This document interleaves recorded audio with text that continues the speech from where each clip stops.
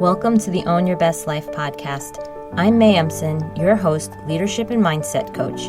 Here, we talk all things spiritual, mindset, business, leadership, and wellness for the modern seeker who wants to align their life with purpose and inspiration.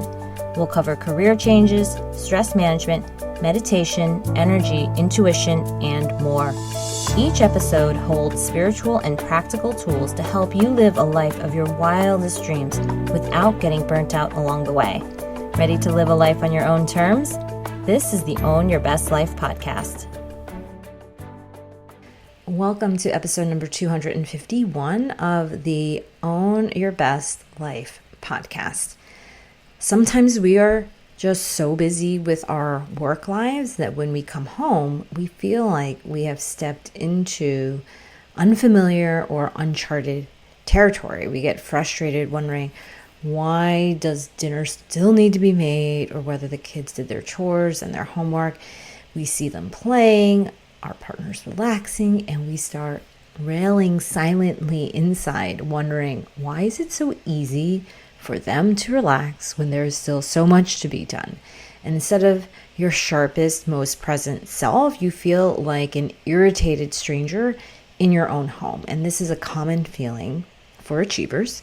So today we're going to name what actually drives that frustration. I'm going to give you a simple system to put down that mental load and come home as your best self instead of your most depleted one. I remember when I took my first real person job after consulting, the one where I went home at night instead of traveling for work every week. Right after I had my first daughter, I would commute in each morning. I would take the elevator up to the offices and I would ride it back down each night. And I remember there was this one evening as I was leaving, a woman came in beside me that I worked with, and she jokingly said, "I'm now heading to my second job." And I was confused. I gave her this quizzical look and I cocked my head to the side, and she said, "I'm going home to the family." And that was the first time I thought about family life as a second job. And it led me to a question that changed how I come home. If I were interviewing candidates for the job at home, the job of being the partner, the parent, and the person that I actually want to be around, would I hire the version of me that walks through the door at the end of the day? And until I asked that question, I didn't see how I was showing up as a choice. I felt like the family just got that leftover energy because that was all I had. And now when I catch myself answering no a few nights in a row, I know something has to change. And I have come to believe that our professional lives can actually develop us into better people. We are asked to be professional, to lead with integrity and compassion, to make good decisions, and to work for the benefit of others and not just ourselves. And showing up that way every day asks a lot of us. When I run psychometric tests and assessments, people often ask, "Do you want to know how I show up at home or at work?" Which tells you everything. There is a difference. And the reason is that when we work so hard to show up so intentionally at work, we tend to relax at home and then we show up less intentionally there. And it makes sense and it's normal. And it also explains why the results you get at home can be so different from the ones you get at work. There is a refrain that I hear all the time about work versus life, and underneath it is this one question: can I have a good home life and a good professional life at the same time? Because it often feels like when one is going well, the other is slipping. It is the trade-off we believe we have to make in order to succeed, and it's why we feel this loss of identity when we lose a job, or when the kids no longer need childcare or minding from us at home. And when I had kids and realized that I would carry the same patterns into any job, I understood that the answer was not more time with my kids. It was more intention. I did not need to work less. I needed to stop leaking my best self to work and coming home empty. And so I stopped being two different people. And I built this simple system to hold both worlds. I call it showing up as one self. And it comes down to these 4 moves. Each one is really an answer to that interview question: would I hire myself for the job at home? So the first move is one system that holds both worlds. I needed a single way to plan that could carry work and home together. Enough planning to see ahead, but not so much that I spent all my time in the future instead of handling what was in front of me. If we hold regular strategy sessions and one-on-ones at work, we can hold them at home too. And the candidate I would hire has a real plan for home, not just a to-do list that she resents. And the second move is to bring your best self across. Find the strongest version of you in one world and carry it into the other. If I was outspoken at home, I could be outspoken at work, and the reverse. If I could make quick, accurate decisions at work, I could make them at home. And instead of resenting the energy it took to be intentional, I would focus on why it was worth it. And I remember the moment that I took the best parts of my brain and mind from my work, whether it was coaching or leadership training or sales training or strategy, into my home life.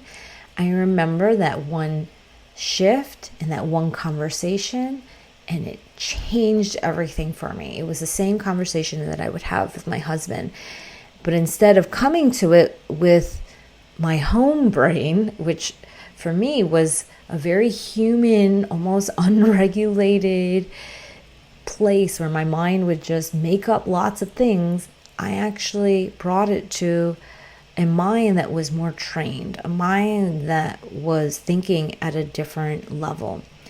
And that opened up a new answer and a new outcome to a conversation that we had been having for years. And when I saw that, I realized that there was this choice and it was worth it. And the person I would hire for home doesn't leave her best traits at the office or for other people. The third move is to empty your head.